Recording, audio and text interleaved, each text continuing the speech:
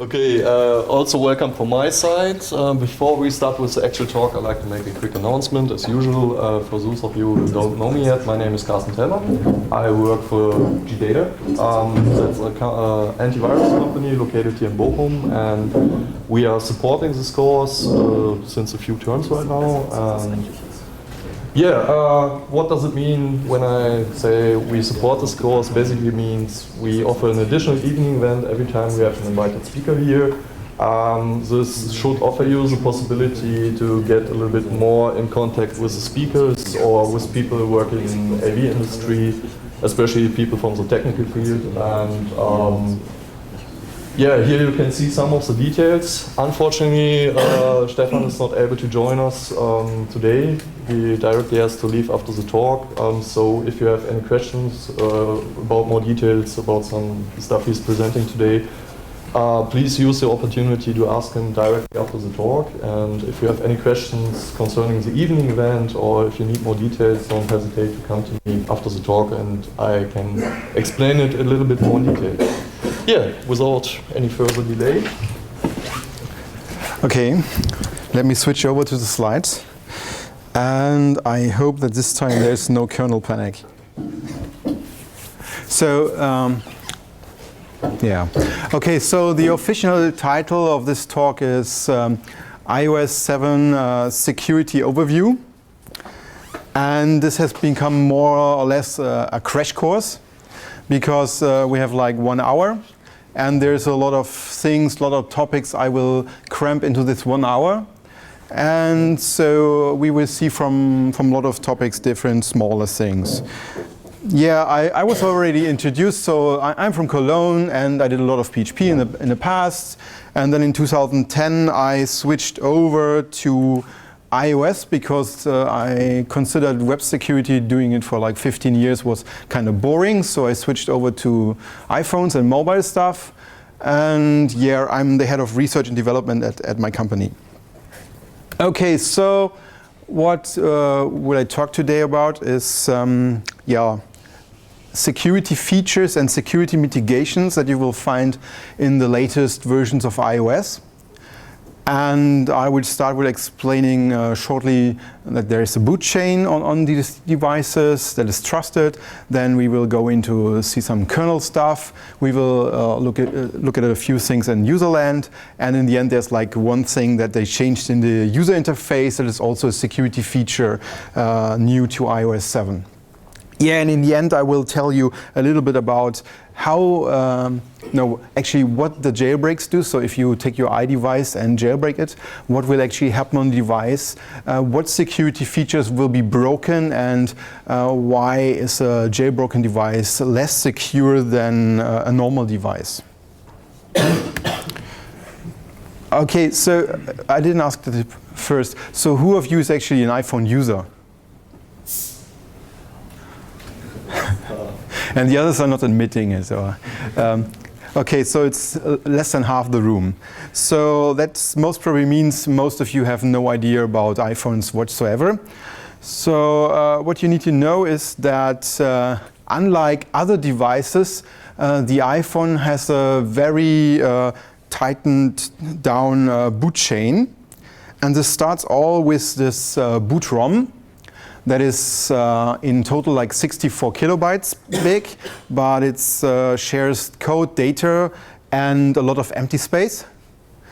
And this is baked into the hardware of each device, so Apple cannot change it, which means that in the past we had some vulnerabilities in these components, and this allowed jailbreaks that are not fixable by Apple, because the only way to fix it would be to run out a new revision of the hardware and fix the vulnerability in that new revision of the hardware, and then this would close the hole.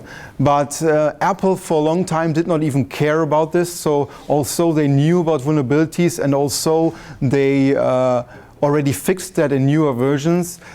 They sold, for example, the iPhone 4. You could buy the iPhone 4 until the release of iPhone 5S. You could buy directly from Apple.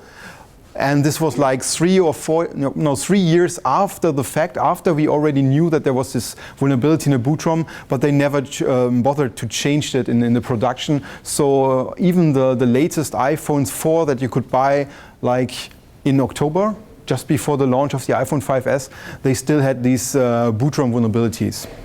So Apple usually doesn't fix vulnerabilities in there, so they are very valuable. From a jailbreaker's point of view, but also from a forensic point of view or from a law enforcement point of view. So what does this boot ROM do? It performs the initial hardware initialization of the device, and then it reads the so-called LLB, which is the low-level bootloader, from the flash that is inside the device.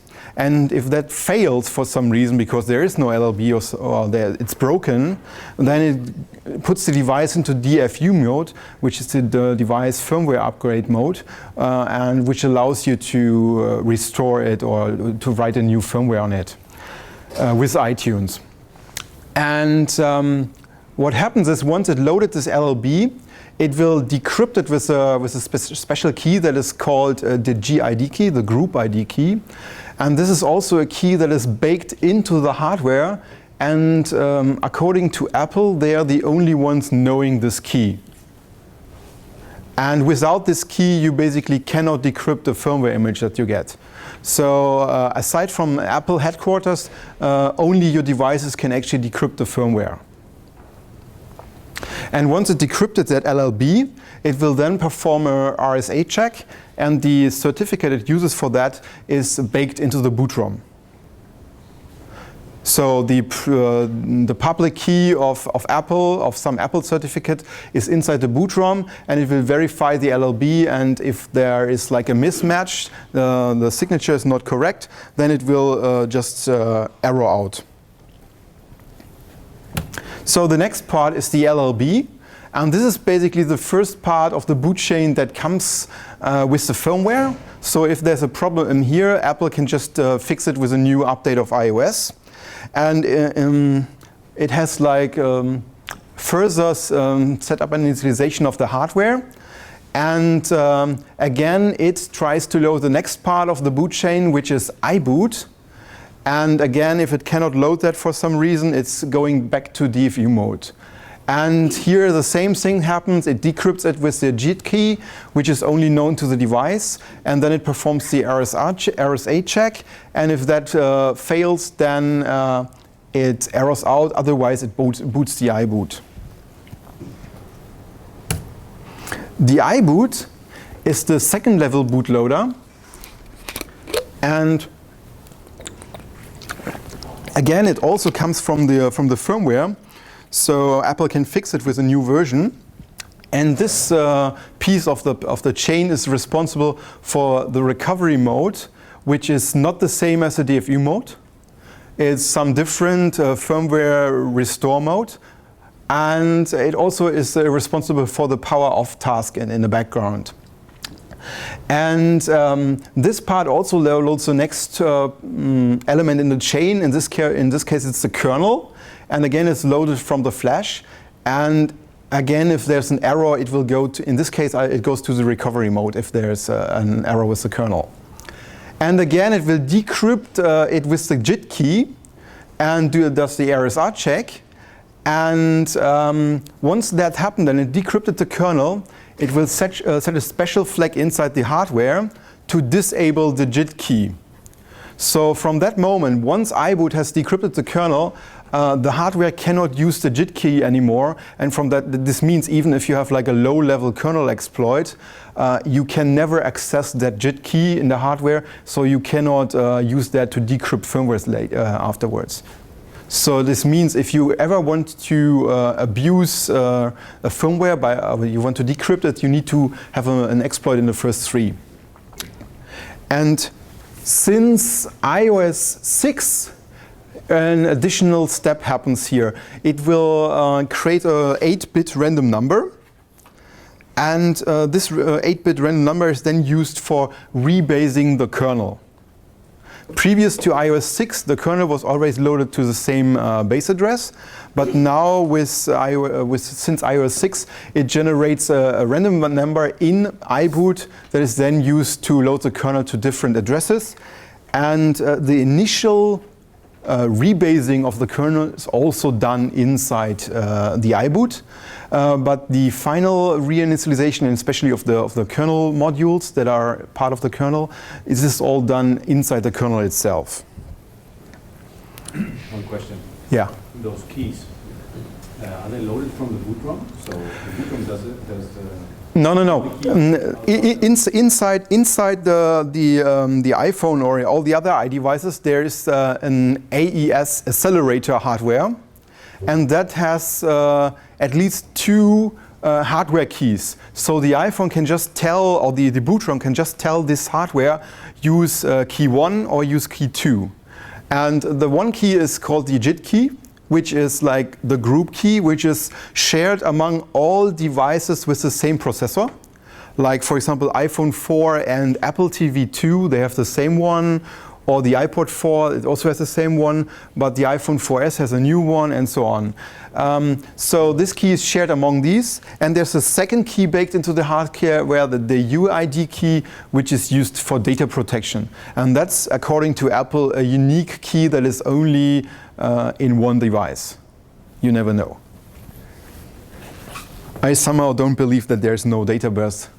But Apple says there is no database for that, and so the other key is only known to your device.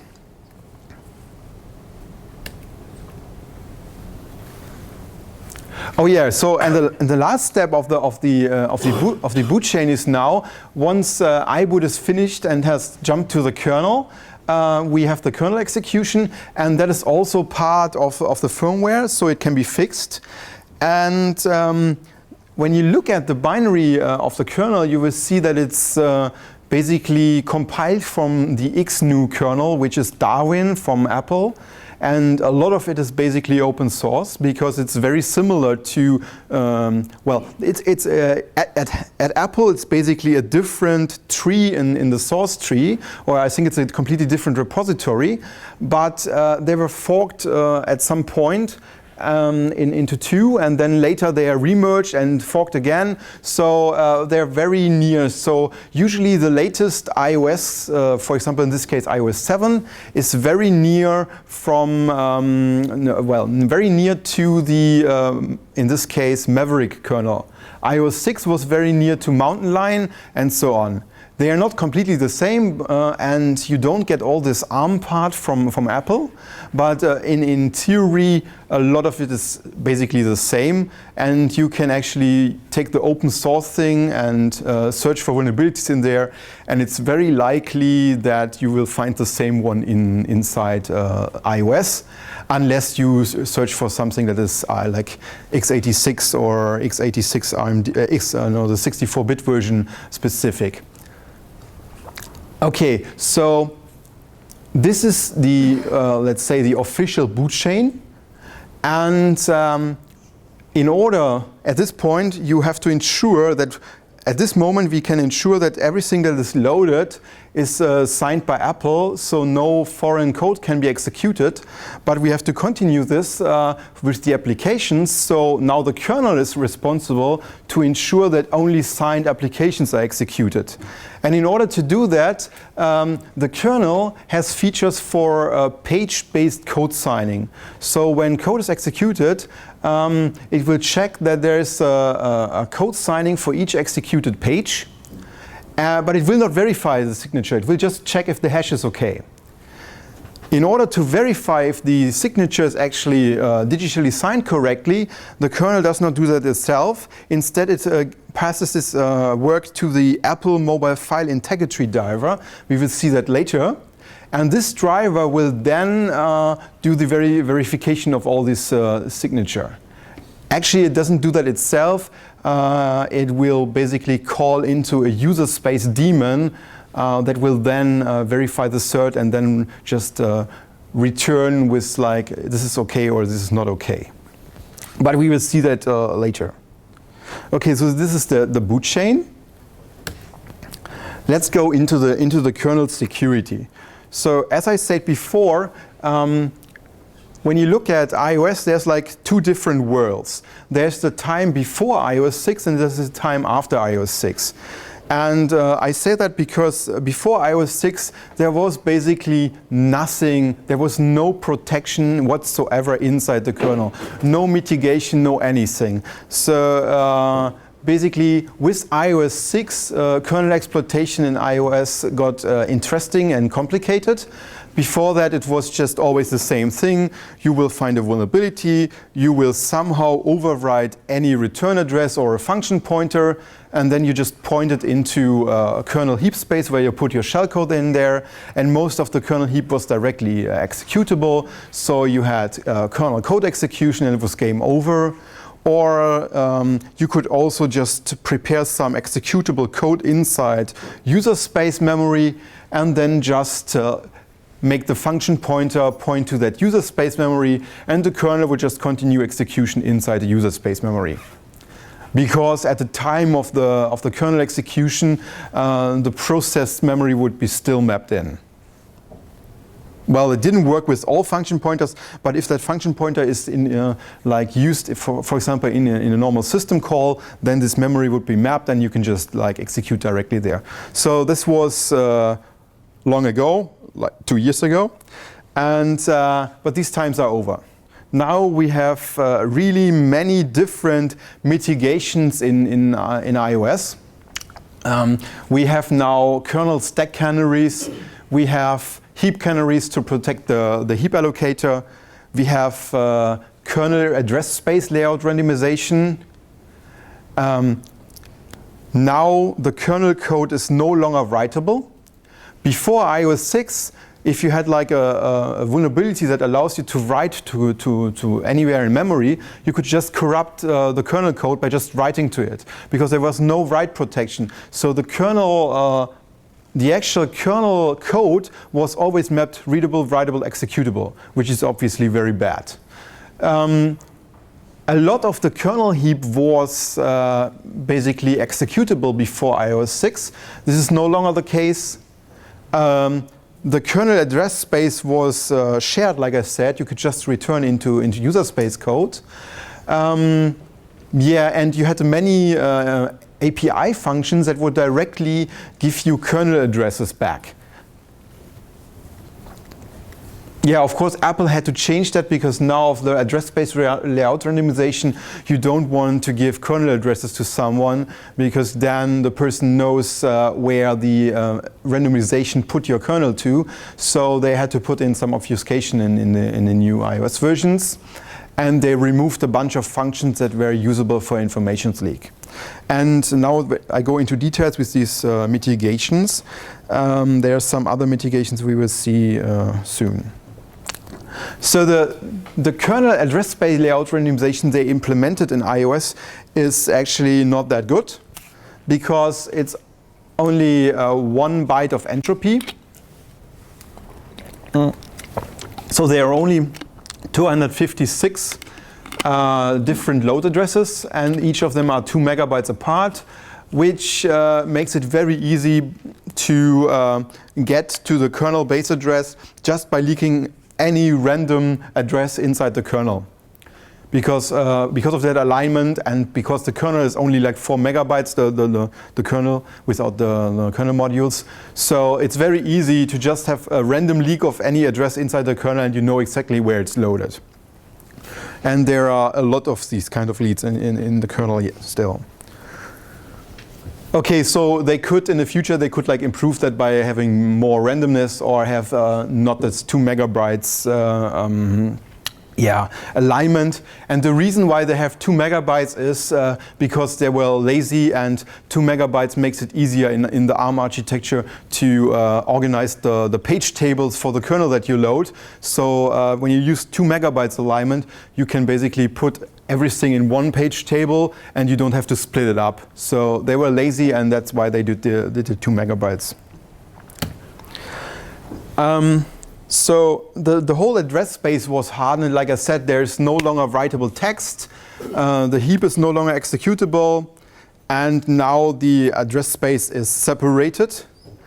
And this also means all these attacks that became very prominent in Linux and in recent years before they added the protection, these null dereference attacks in kernels, where you basically take a user space program, just map something to the address null, 0, and then you abuse the null pointer dereference in the kernel and make the kernel use your data that you provided.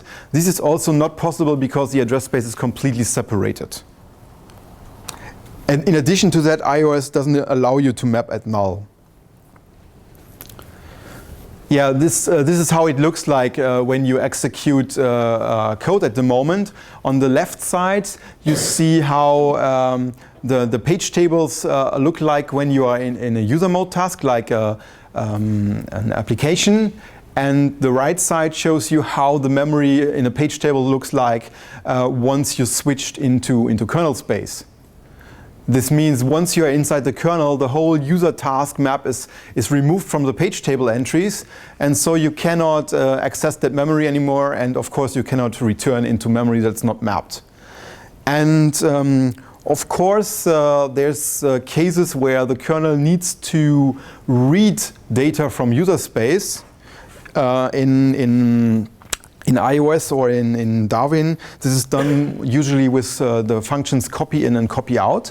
Of course, these functions need to access the user mode memory, and that's why before they actually do their work, they switch the page tables back, copy the data, and then at the end of the function they switch it back into the unmapped state. Which of course is a problem because you can abuse that by returning into the middle of the copy in and copy out functions in your exploit, and then you abuse the fact that it restores the mapping, and then yeah. Okay, then we have kernel stack cookies in iOS. This is a very interesting implementation. How many of you, well, I don't actually know how many of you have like low-level exploitations, because this is usually the course where you do web security, or? So who knows what stack cookies are? Okay, so I should explain what stack cookie is. So normally when you have a low-level attack like here, you will have a buffer. In this case, this is the local variables here, and it's like a buffer. And when you put too much data into the buffer, you would overwrite all the saved stuff up above there. So the saved registers and the saved program counter. And in order to abuse that, you would put something into the position of the saved program counter, for example, to redirect execution. And now some intelligent people thought about this simple idea that between the local variables and the actual saved values in the stack, you put a so-called stack cookie or stack canary, which is a random value that the attacker doesn't know because it's random. And if the attacker now overwrites this value, the code can detect that it was overwritten. And once this is corrupted, the function will see this and will never return, and will just error out and say that everything above there is not used. So Apple changed that inside the kernel. They changed the protection in that way that they put the stack cookie between here, and then they put an additional stack cookie pointer at the other side of the local variables, so that protects against overflows and also against underflows. And another thing they do is, also this is a 32-bit value that is random, or in the newer devices it's a 64-bit value. It's random, but they set 1 byte to 0, so in case if you have a string copy function, it will terminate at the 0. All the string functions will terminate at the 0. So this limits the abusability of these kinds of things.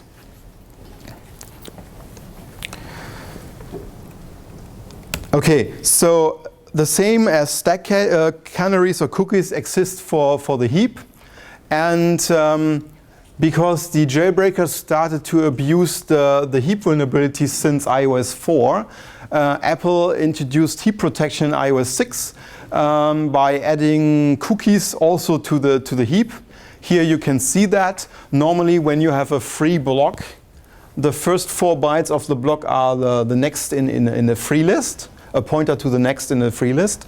And at the end they put a cookie which is like a random value XORed against the same pointer, and when it uses this freed block it can verify that this is still not overwritten block, because it knows the secret value, it knows the next pointer, and it can just XOR it and it sees if it was changed. This was okay. It was, of course, it doesn't protect you against information leaks, but it was okay. Recently, with iOS 7, Apple changed the whole way the heap works in the kernel. So for some heap zones, they now have added extra metadata to make it more performant. And of course, when they implemented this metadata, they had new linked lists that they added to all this heap management, and all these new linked lists are not protected in the same way. So with iOS 7 there's now more metadata that can be attacked. Yeah, the rest here is not relevant. Another thing they added with iOS 7 is they added a protection that you no longer can mount the root file system of a factory device, so a device that you can buy from the factory. They can no longer mount the root file system as writable.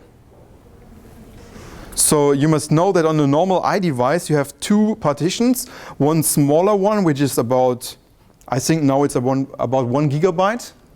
And you have this, the whole rest of the flash is assigned to a second partition, and the second partition is the user partition that is readable and writable, as you would expect. But all the system data, all the iOS system is on the first partition, on the root file system, and that one is usually read only. And in all these jailbreaks, what they did first was they were editing the etc fs tab on the root file system to make this root file system writable the next time the device is booted.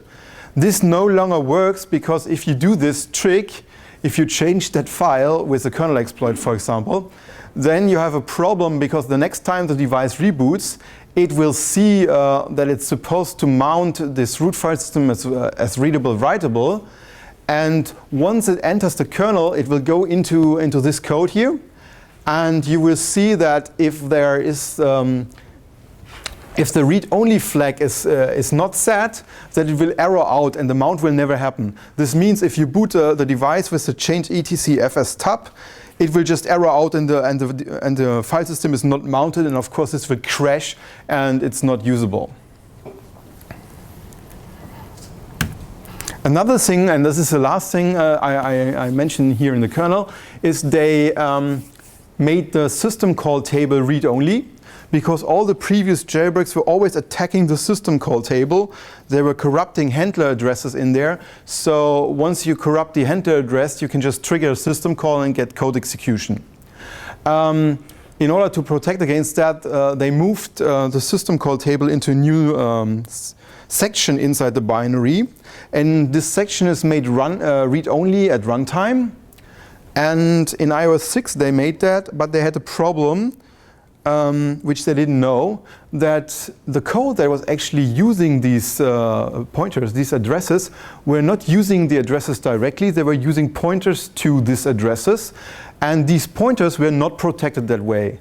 So the problem in iOS 6 was, so while the system call table is basically read-only, you could just overwrite the pointer to that table, and then once you overwrite the pointer to the table, you just make the code use a completely different table. They changed that now in iOS 7, so now the code is changed in a way that all the accesses are using program counter relative addressing, which means basically inside the code it's hard-coded the difference between the actual address of the program counter and the address of the table in memory. So the difference is hard-coded, so there's no pointer access, there's a direct access. Which means there's no pointer you can overwrite to make it use a different table. And the other problem was that they had like protected the table, but they didn't protect the system call number.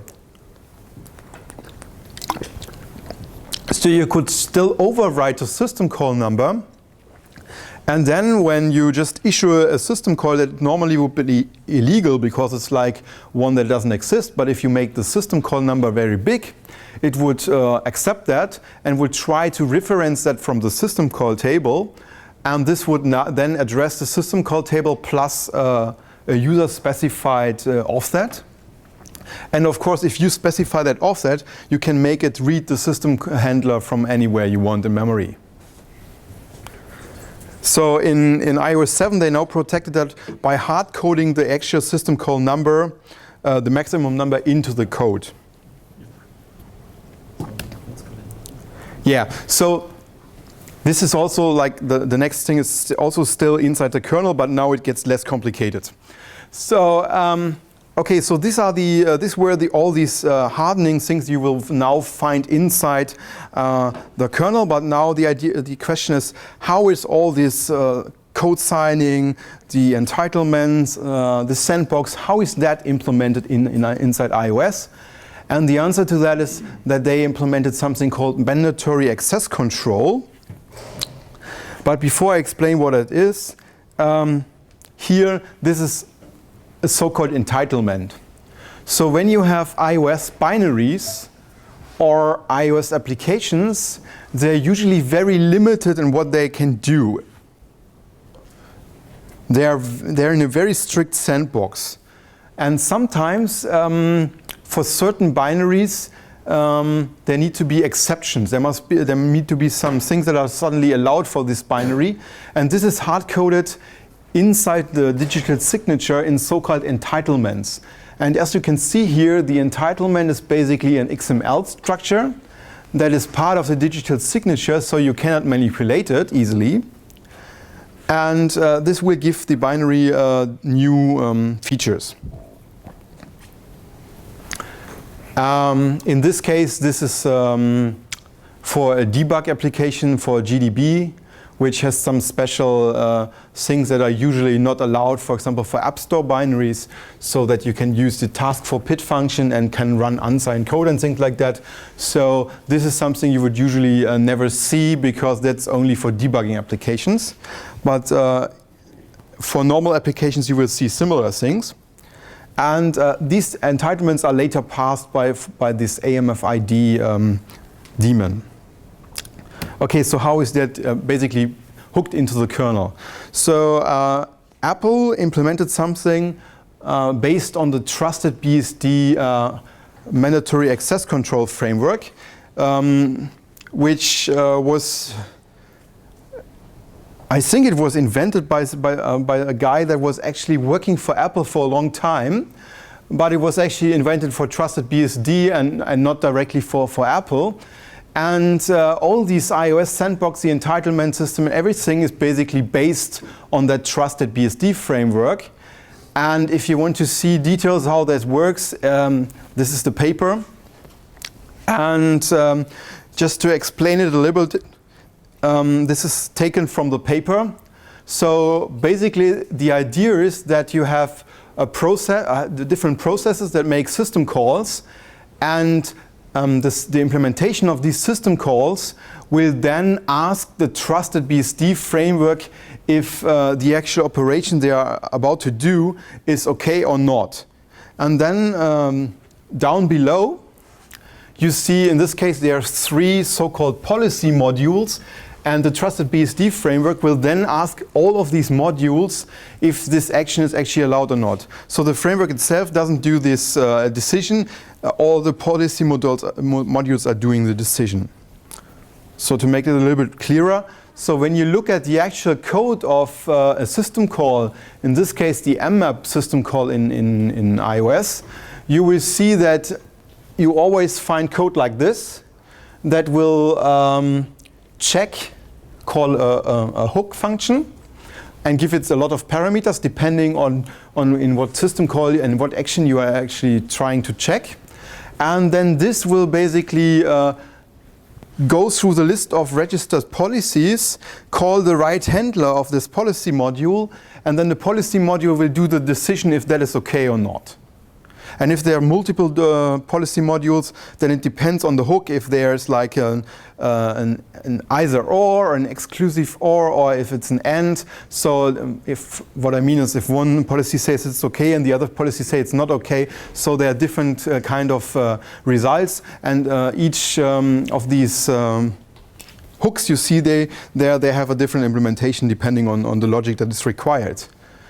And if you look into the kernel, you will see that in iOS there are two such policy modules.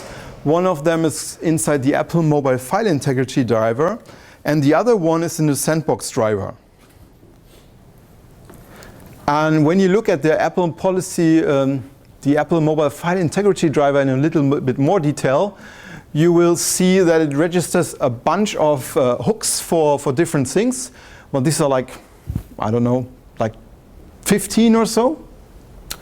But there are several hundreds. So the driver only hooks like 15 of these hooks, and the rest is not checked by this driver. And one example of such a check would be like this. You will see that this is like, in this case, the proc check get task function, which is called from the, let's call it system call get task for PID. And this will now check several strings. And you see here there's a string get task allow, task for PID allow, and these are basically entitlements. So what happens here is it basically checks if the actual entitlement for the current process have these entries, and if it has it, then it will allow this call, otherwise it will always be forbidden. So this is how these XML things are passed in this way. So you have the system call will call the hook will see that there is a policy driver for this hook. It will call the policy hook here, and the policy hook in the AMFI driver will then check the entitlements of the current process and will say, okay, this is allowed or this is not allowed.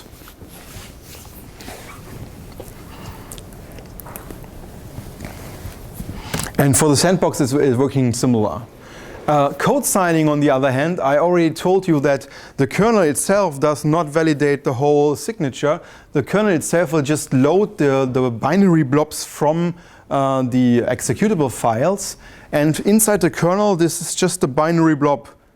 And it's only handled on one file. The rest of the kernel has no idea what the structure of this blob is. And during the loading of these blobs, the kernel will just call this hook here from the Mac framework, and this hook will go to the AMFI driver, and the AMFI driver will then say, okay, this is digitally signed or not. So what happens here is that basically the driver does 3 or 4 things.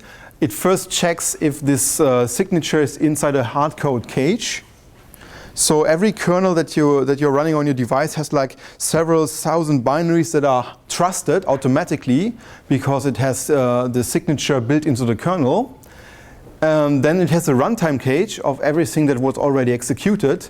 And if all this fails, it will actually ask the user space daemon if that is correct. And then the user space daemon will verify everything. And if it's okay, it will return. Otherwise, it will disallow it.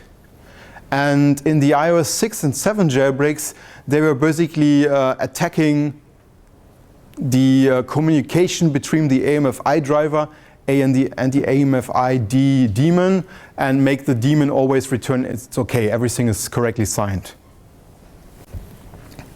Like I said, with the sandbox, it's similar. Just you have different hooks that are hooked, and you see the sandbox actually hooking a lot more things here, and this would continue if you scroll down. because the sandbox has to basically allow everything. So the sandbox is very complicated structure where each process has an own profile, and in the profile it will have some kind of regular expression syntax, and yeah, very complicated, and everything is closed source and binary, and yeah, if you're interested in that, there are some papers about the sandbox, but this is all pre-iOS 5, I believe, and there's no public research on the actual binary data of the sandbox after iOS 5. So if you want, you can write a paper yourself.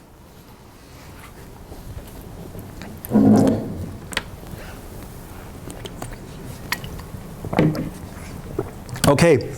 So let's leave the kernel finally and go into user space.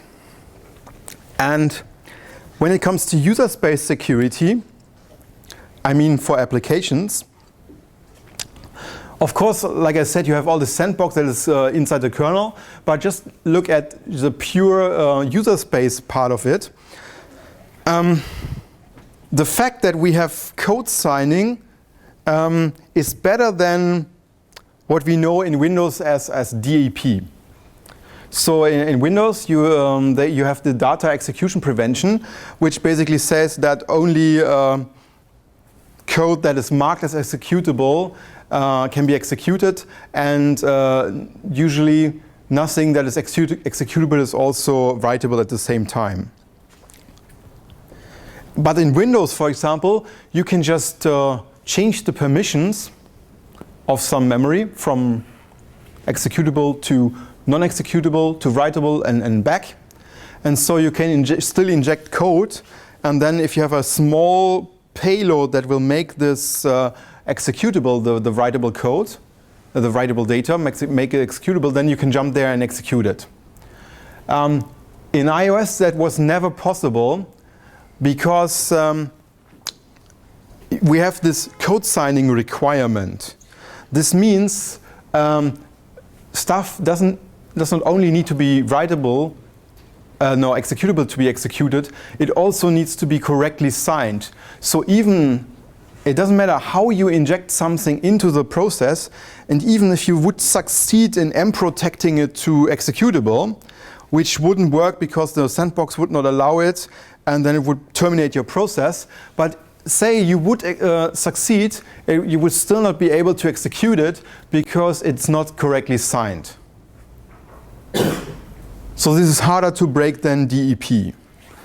And there's one exception, because browsers are usually most vulnerable.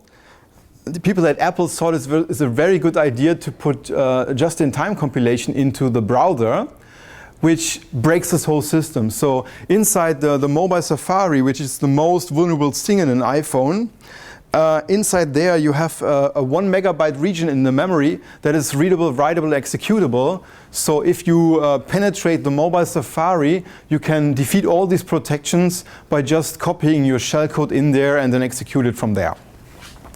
Outside of this, all attacks against iPhone applications need to be fully return-oriented. And aside from that, of course, there are a lot of protections that are basically not part of the system, but part of the compiler, like fortified sources. Stack canaries is basically a mixed thing in user space, because the general setup of this is done inside the libc. But the actual usage of this is depending on the compiler settings. And last year I showed that until recently the stack canaries in iOS were completely hilariously broken. So if you had a local attack, the local attacker could basically make the code use the canary the attacker wants.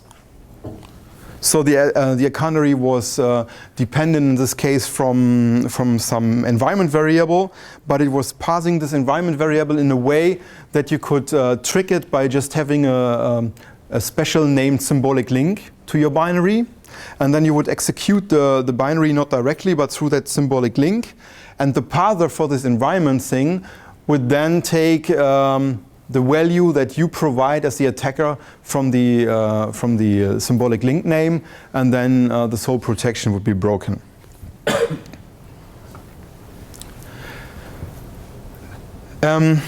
The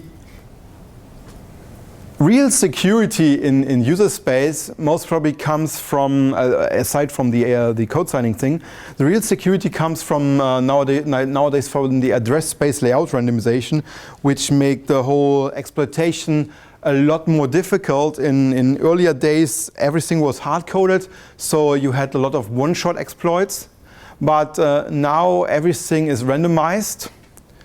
And there are two different things. There's randomization on every execution for the main binary, which nowadays works because all the new applications are compiled as position independent.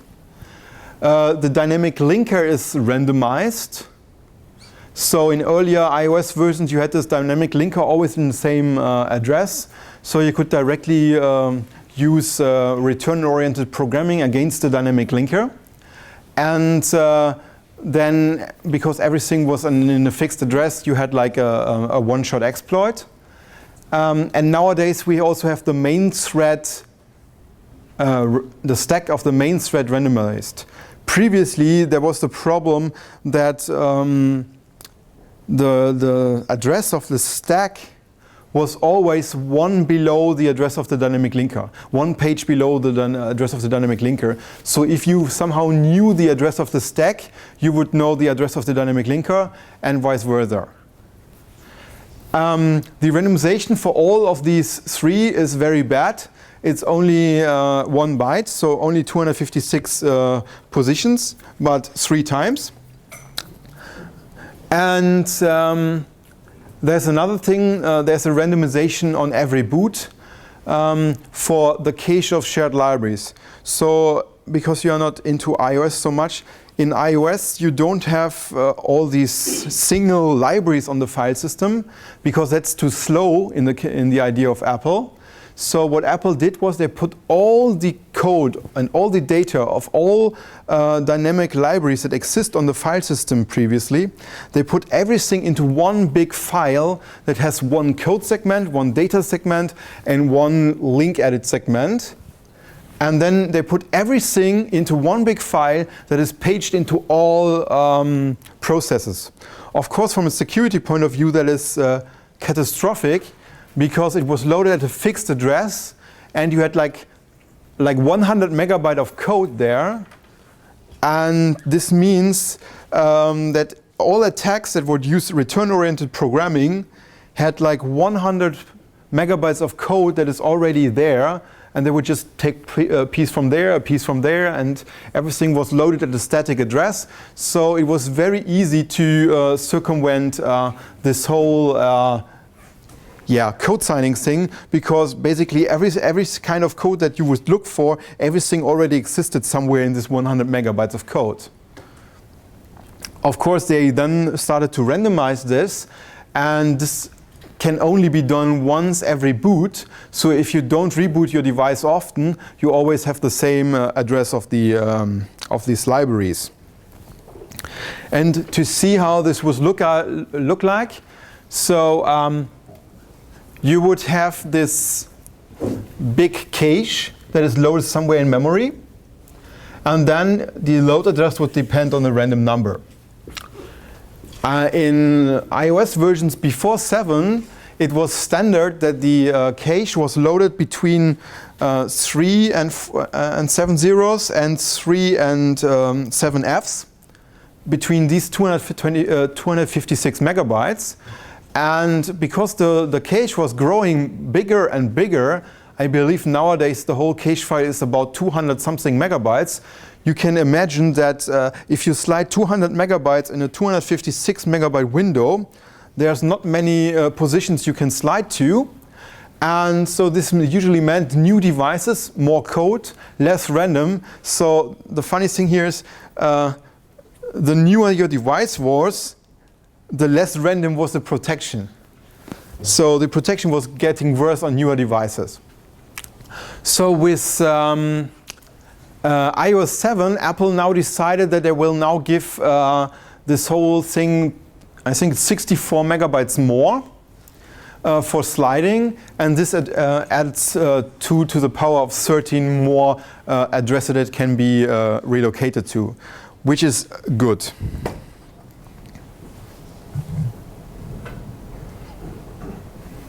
However, there's still one problem. When you look at the size of here, unfortunately the image is not realistic, but the thing is, the size of this here, when you put it to the front, is going over the middle. So this means that an attacker still would know that an address somewhere here, if it somehow is able to read it with an exploit, it would always know that the memory there is paged in and would not result in a crash. So this is very bad because normally you don't want the attacker to know anything, so that if the attacker actually can leak memory, he would maybe choose this address here, which is not paged, and the exploit would crash.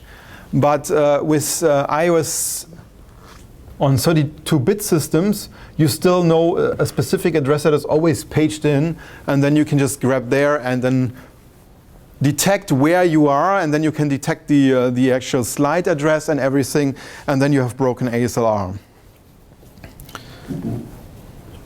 Luckily for Apple, all newer devices will be 64-bit. And with 64-bit, of course, you have a lot more space to relocate stuff to. And they shows these addresses here. Still, in my ideas, it's still a very small amount when you consider a 64-bit address space. But they shows this, and with these new values and the size of the cache, it's basically no longer possible to make this grab in the middle and always succeed. So on 64-bit, you need more information leaks to basically break ASLR.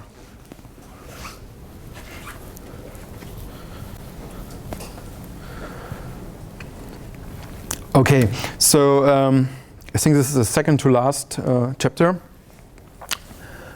The anti-persistence. Unfortunately, most of you were not iPhone users. Because normally when I'm in a room full of iPhone users, most of them, when they're technical, have jailbroken their iPhone before, so they know the term untethered. So who knows the term untethered? Well, that's even far less than the... So, of course, normally this would mean without a cable. But in the jailbreaking world, this is synonym for... for a jailbreak that is persistent. Persistent as in you have jailbroken your device, you switch it off, you switch it on again, and the jailbreak is still there. On other platforms that don't have a trusted boot chain, usually once you get root or the equivalent on the platform, you can just put your own stuff there, and then the next time you boot, you have still full control. In iOS, because of this fully trusted boot chain, this is not possible. Because you could put something there, but the kernel would not accept it because it's not signed. So on iOS, you always had to find additional vulnerabilities to have persistence on the device. And usually that meant you need to have additional vulnerabilities somewhere inside the boot process or inside code that you can trigger from the boot process. And if you didn't have that, you have no persistence, and then the next time you would reboot your device, either the jailbreak or the rootkit would disappear.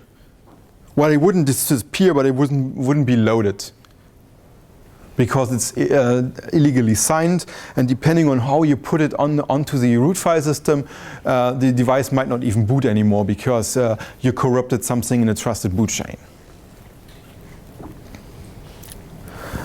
When we actually look at the history of the ways people try to get around persistency, against the persistency problem, when you look at iOS 4, most of the attacks were using so-called partial code signing hacks.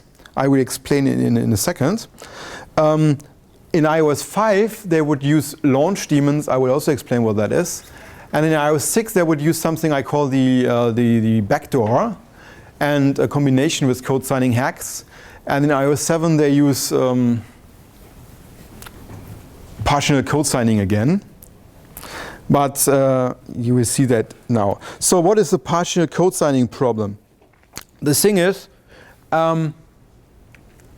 when the kernel loads a binary, an executable, it will register all these signatures and will pass them on to the driver, and the driver will validate the signature and everything. And this, okay, but it would not error out in case a binary doesn't have a signature. It would just load it, and the code that would verify the signature would never be triggered because well, there was no signature to verify. And then this would be a whole data binary loaded into memory. And of course, if you now try to execute something in there, the kernel would see, oh wait, it tries to execute a page that was not signed, so game over. However, before the actual binary is executed, there's this dynamic linker that will pass the mach-o file, the binary, in memory, and will take the imported functions, maybe relocation information, bindings, and things like that. It will pass all that, and then start the execution afterwards. So this means there's a lot of data inside the memory that is trusted because there's no signature for it, and it would read this data and would parse it, and of course it's software, it's a parser, so there are vulnerabilities. And this means that all these attacks would always attack problems in the dynamic linker to exploit the dynamic linker with data, and then this allows to redirect execution or to actually start execution. In newer iOS version, this trick is no longer possible because Apple now doesn't allow you to have a binary that has no signature. But actually, the AMFI driver doesn't allow you. For dynamic libraries, and that was the thing that people were using now in iOS 6 and 7, for dynamic libraries it's different because dynamic libraries are not loaded by the kernel. Dynamic libraries are again loaded by the dynamic linker. And so Apple hardened the kernel against these attacks, but then they completely forgot to harden the dynamic linker, and so people were just switching over from the main binary to the dynamic libraries and could again use code signing problems. And now Apple hardened the dynamic linker, which is new version, but of course it's big software, so there are a lot of vulnerabilities, and so they always find something new. However, in between, people were not using partial code signing for code execution during boot. Instead, they were using launch daemons. So who of you knows what a launch daemon is? Only one, no, two, three. Okay, so do you know what an init script in Linux is? Okay, also three. Do you know what in Windows there you only have this run once or run entries in the registry. So basically in macOS and in iOS you have something called launch daemons, which are small, not scripts, they are like XML snippets that configure daemons that are started on boot. And this is how it would look like. You define like a label, a name, you define the actual code that is executed, so the program name and the parameters, you have some other configuration things you can add, and then the system would start this launch daemon on boot. And of course, it would start everything you give it. And so I think in the iOS 5 jailbreaks, they were starting the Raccoon daemon, the VPN daemon, with a broken configuration. And the broken configuration would then trigger a format string vulnerability inside Raccoon. And so they had code execution during boot. And from there, they would start a kernel exploit and then jailbreak the device. Of course, after several iOS versions, Apple decided that that is not a good thing. So they, again, took all the launch daemon files from the hard disk, put them into one big blob, put that whole blob into a dynamic library, put that dynamic library into this big dynamic shared cache, and of course that is code signed. So now only launch daemons from that cache that is code signed are loaded. So you cannot add new launch daemons because they're all inside that code signed thing. And of course you cannot break the code signature, so you cannot add launch daemons. However, most of the people that were analyzing this knew that there was a problem with the implementation. And the jailbreakers immediately used that problem. So the thing is that this launch daemon parser would also load a configuration file which allows you to specify comments that are done before the actual launch daemons are loaded. And this is the actual comments the jailbreaker added in their iOS 6 jailbreak. So what you can see here is that they are able to execute arbitrary comments. They can set environment variables. They can delete them again. They can load actual launch daemons, but only those that are code signed. But what they're doing here is they're setting an environment variable so that the dynamic linker will, with the next execution, will add this library, which is one of those that attack the code signing. And then it will load this mobile file integrity driver, daemon. That is this AMFI daemon I was talking about the whole time. That's the user space part of the whole code signing thing. So they were injecting a malicious library into that daemon that decides if something is code signed or not. And then this malicious library would actually redirect some functions to always return true. So from that moment on, the system would believe everything is correctly signed, and then they just execute their own jailbreak binary, this one here. And of course, at this moment, the code signing is broken because the driver is tricked. And so it doesn't need to be correctly signed. It will execute it, and this one contains the kernel exploit that then will break all the other protections. Okay, so it was not the second to last chapter. Now it's the second to last chapter. But like I said, there's only one entry. So last year, there were some big talks at Black Hat and so on, and also in France, but the one in France was basically ignored. The problem of juice checking. Did you hear about juice checking last year? Yeah, a question or? Ah, yeah, you were just saying you heard about it. Okay, so for those that didn't hear about it, the idea is if you have an iPhone or an Android or whatever, and for example you go to an airport, you will find a lot of charger stations.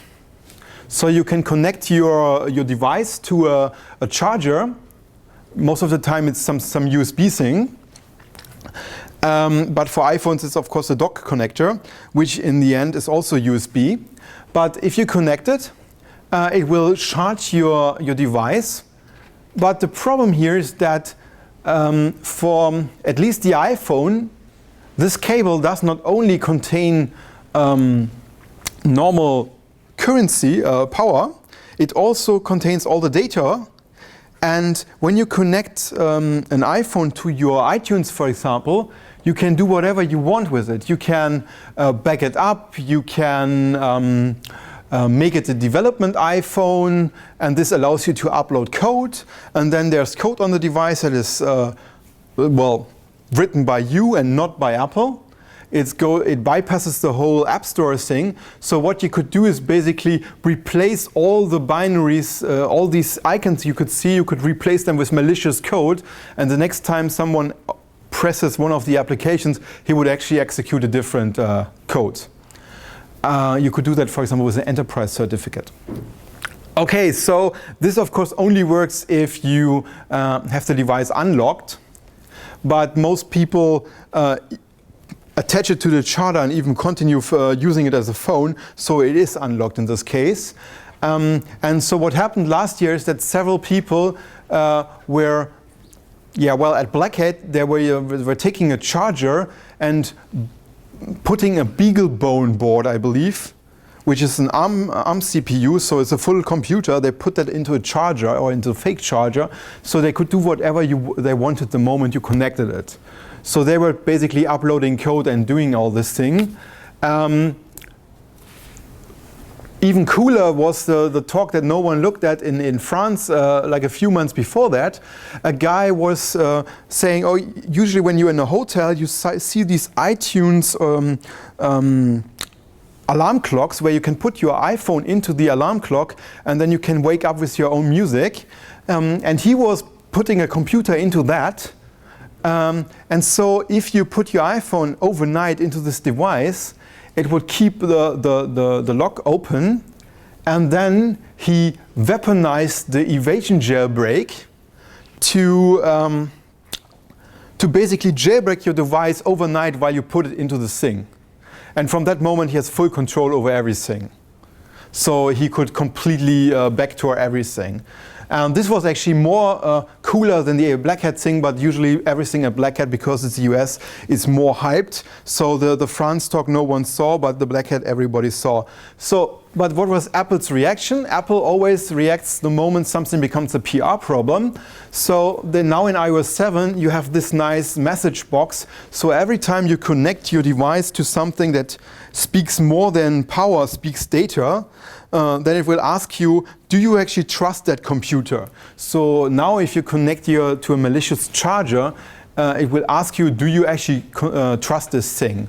And if you say no, then there will never be a data connection, and then you cannot attack it.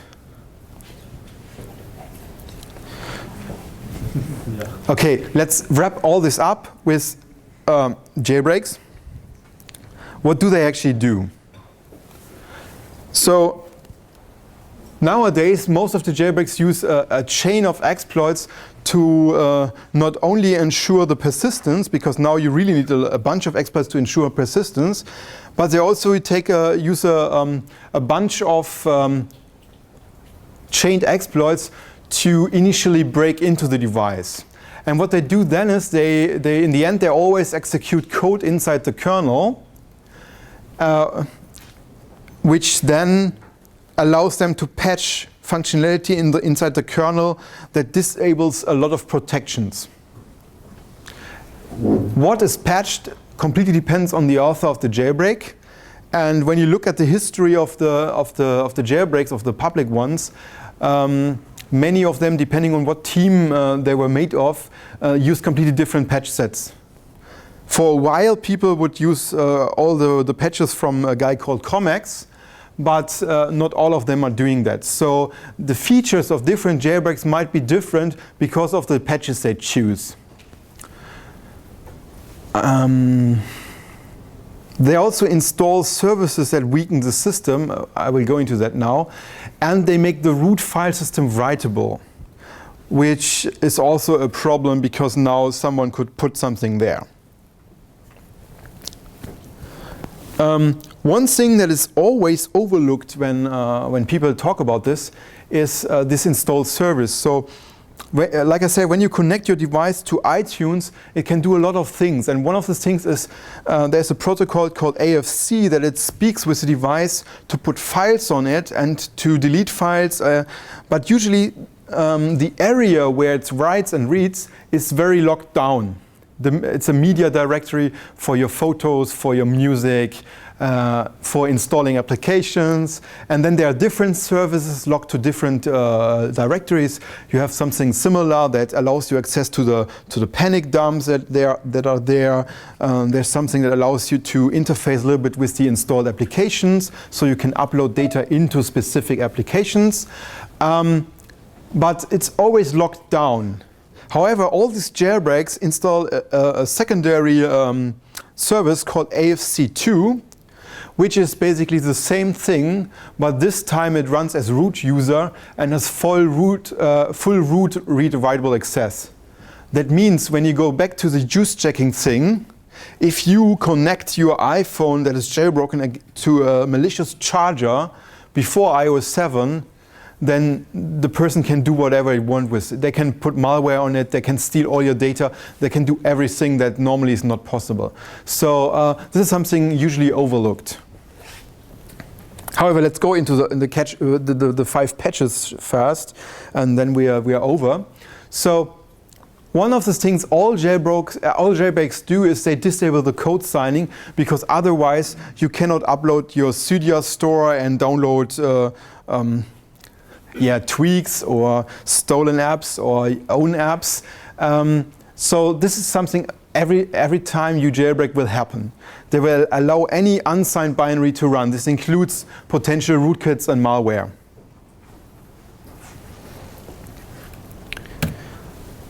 Most of the jailbreaks will also patch task for PID, make it accessible at all, and enable task for bit 0. And if you enable that, user space programs can attach to the kernel, and once they are attached to the kernel, they can read and write the memory, and so they can, this is like Linux dev mem, so they can directly write into kernel memory and can basically get kernel code execution in a very cheap way without using additional exploits. So if you have a jailbreak, you basically are very vulnerable against all local attackers. The next thing they patch is mmap and mprotect. So to allow readable, writable, and executable memory, which is required for applying runtime patches, like most of the tweaks do that. But of course, this now all applications can do that, which completely breaks the non-executable protection. So an attacker now just needs a small ROP payload, and the whole rest of the payload can be done with pure shellcode, which makes it very easy. And this means if you have a jailbroken device, it's basically very weak against remote attackers. So if your browser has a vulnerability, which it has because it runs WebKit, then it's very easy to inject code. Oh yeah, one thing I didn't say before, I told you that for mobile Safari you have this just-in-time compilation where you always have readable, viable, executable code. But imagine you get a link on Twitter or Facebook and you click that, then it doesn't open in mobile Safari, it opens in a web view inside Twitter or inside Facebook. And only mobile Safari has this exception for the code signing. If you open a link in Twitter, it will run without JIT code. So you have no readable, writable, executable code. Unless it's jailbroken, then the attack can basically do that. Yeah, then we have sandbox patches. So jailbreaks, in this case Cydia, which is the app store for jailbroken devices, it moves all the applications that are on the root file system to a different directory. And the reason for that is that on the root file system there's very little space, and all the jailbreak applications that you download from Cydia are installed in a different way than stuff you download from Apple. So everything you download from Cydia is installed in a way like the built-in applications, like mobile Safari, mobile mail. They are put into the same directory. App Store apps are in a different way. So this means if they install more and more jailbreak applications, then they would fill up the root file system, there would be no space left. So what they do first is they move the whole thing to the other big file system on the other partition, so that everything is now executed from the other partition, which works perfectly except for several sandbox profiles that are hard-coded to hard-coded paths. And if you, for example, do not patch the sandbox on a jailbroken device, then Mobile Safari, Mobile Mail, and some others will not execute because their sandbox profiles will be incompatible to the moved paths. So what I think Comex did first was he added code to the sandbox that would have some special exceptions for certain directories. So now access is allowed that normally is not allowed by the sandbox. However, the jailbreaks do not completely disable the sandbox. I heard, for example, that in iOS 7 now several applications have a problem because Apple made the sandbox stronger. I think it's no longer allowed to connect to localhost. Previously, you could connect to localhost with network sockets. So if there was something running on your iPhone, you could connect to it. And there was a big vulnerability in iOS 6 and below because you could somehow connect to your own lockdown daemon, and then you could do everything that's possible via USB you could do from an installed application, which is a very big security problem. So in order to fix that, Apple tightened the sandbox, and so I believe all App Store or all applications running in the sandbox can no longer connect to localhost. Which means the sandbox is not fully disabled on a jailbroken device. Of course, there are apps that are run outside of the sandbox, like for example, if you run OpenSSH, but if you install a normal application, it's still running in the sandbox. So the last slide. One thing the new jailbreaks have to do is they have to patch the page tables directly to make executable code writable inside the kernel so that they can patch some of the protections inside the kernel code. Some of the protections you can just disable by setting data of the kernel, but some of them, like the sandbox patch, like the page handler, the page fault handler code signing check, that requires a change inside the code. I think the mmap